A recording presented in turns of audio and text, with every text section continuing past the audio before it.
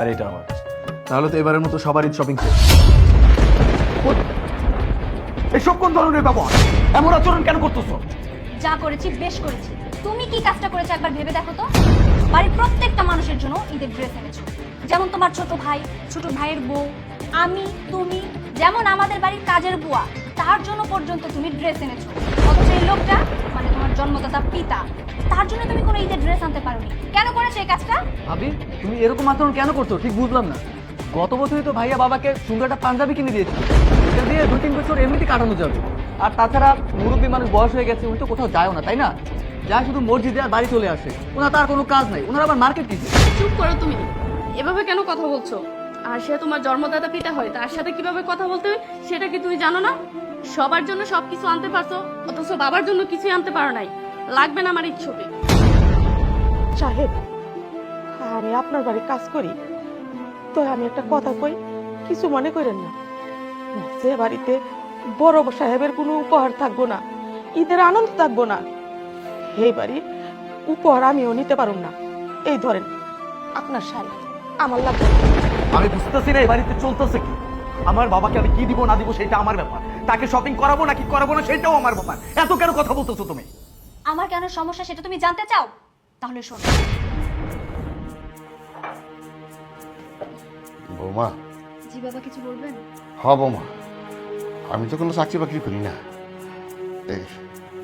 এই যে এমনি 50,000 টাকা আছে বৌমা, আমার পেনশনের শেষ সম্বল। সামনে তুই ঈদ, এই টাকা দিয়ে না সবাই মার্কেটিং করে দিবা। মার্কেটিং করার পর যদি কিছু টাকা বাঁচে, ওই টাকা গরিব মিসকিনদের এতিমখানায় দিয়ে দিবা। কিন্তু বাবা, এই টাকার তো কোনো প্রয়োজন নেই। আপনার ছেলেই আমাদের সংসারে সবার জন্য ঈদ শপিং করে নিতে পারবে। আপনি এটা আপনার কাছে রাখুন। না না বৌমা, আমি তো সবসময় আমার সন্তানরা আমি ঈদের মার্কেটিং করে দিচ্ছি। আমি চাই এইবারও আমার টাকায় মার্কেটিংটা হোক। দেখো বৌমা, তুমি দেখো। আচ্ছা ঠিক আছে বাবা, এই টাকাগুলো আপনার ছেলের হাতে আমি বুঝিয়ে দিব। আপনি যান, গিয়ে বসুন, আমি আপনার জন্য চা করে আনি। ঠিক আছে বৌমা, ঠিক আছে। কি এবার বুঝতে পেরেছো? কিভাবে বললে তোমরা বুঝবে বলো তো? সবসময় শুধু কাজ কাজ আর কাজ, কাজ নিয়ে পড়ে থাকো। তোমরা দুই ভাই কখনো বাবার খোঁজ খবর রেখেছো? রাখোনি। বাবার বয়স হয়েছে, বাবার কখন কি লাগবে না লাগবে সেটার খোঁজ খবর তোমরা রাখোনি। সবসময় কাজ নিয়ে পড়ে আছো। এই যে ঈদ সামনে, এটাই ভুলে গেছো যে তোমার বাবা আছে। যদি মাথায় থাকতো তাহলে আমাদের সাথে সাথে তুমি বাবার জন্য ঈদ শপিং করতে পারতে। এই যে বাবা, তার শেষ সম্বলটুকু, মানে পেনশনের 50,000 টাকা, সব টাকাই সে তোমার হাতে তুলে দিয়েছে। কেন দিয়েছে জানো? কারণ আমরা সবাই যেন এবার খুব ভালোভাবে ঈদ শপিং করে ঈদটা ভালোভাবে কাটাতে পারি। আর বাকি যে টাকাগুলো থাকবে সেই টাকাগুলো যেন গরিব দুঃখীদের মাঝে আমরা জাকাত দিতে পারি। আর তুমি কি করলে?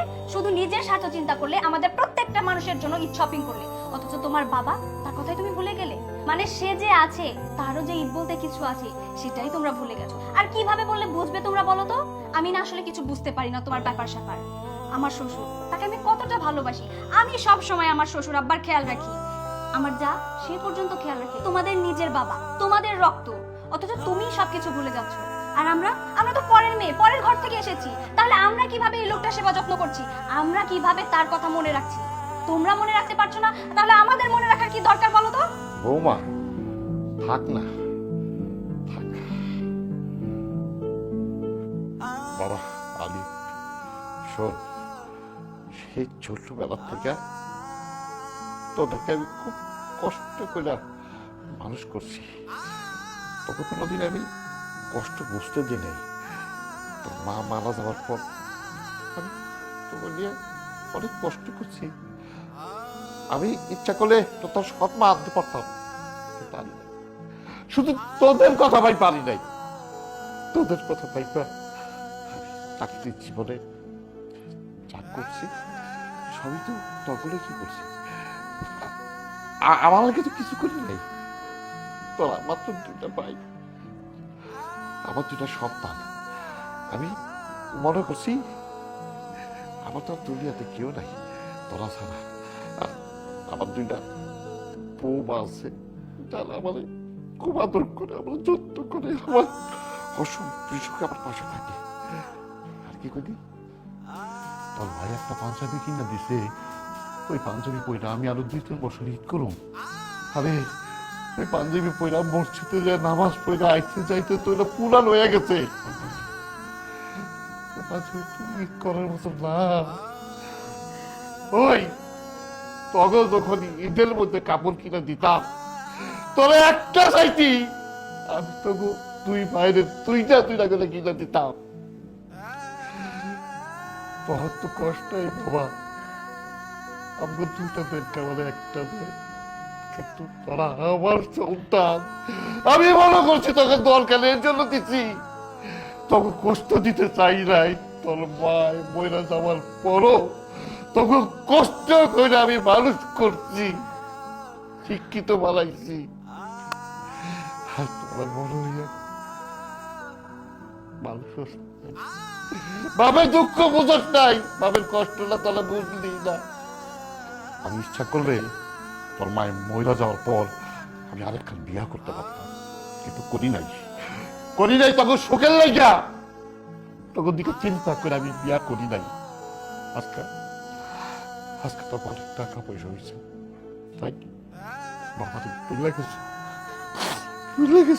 বাবা তুমি আমাকে মাফ করে দাও প্লিজ। এত টাকা পয়সা অর্থ সম্পত্তি বাড়ি গাড়ি এই সব কিছু নিচে আমি কেমন যেন ডুবে গেছি বাবা। এখন না আমার যে একটা বাবা আছে, তার প্রতি যে আমার একটা দায়িত্ব আছে, তার প্রতি যে আমার কর্তব্য আছে, আমি ভুলেই গেছি। প্লিজ বাবা, তুমি যদি আমাকে মাফটা করো, উপরওয়ালাও আমাকে কোনোদিন মাফ করবে না। না বাবা, আমি কিচ্ছু মনে করি নাই। ভাই একটা কথা মনে রাখিস, বাবা মা এলো বট গাছ, এই বট গাছের ছায়ার তলে দিন শেষে সবাই আসে। তাহলে বাবা সবকিছু তো মিটমাট হয়েই গেল। আজকে আমি আপনাকে শপিং মলে নিয়ে যাব, আপনার যা যা কেনা দরকার আমি নিজ হাতে আপনাকে কিনে দিব।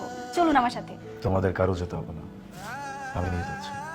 বাবা চলো। চলো বাবা।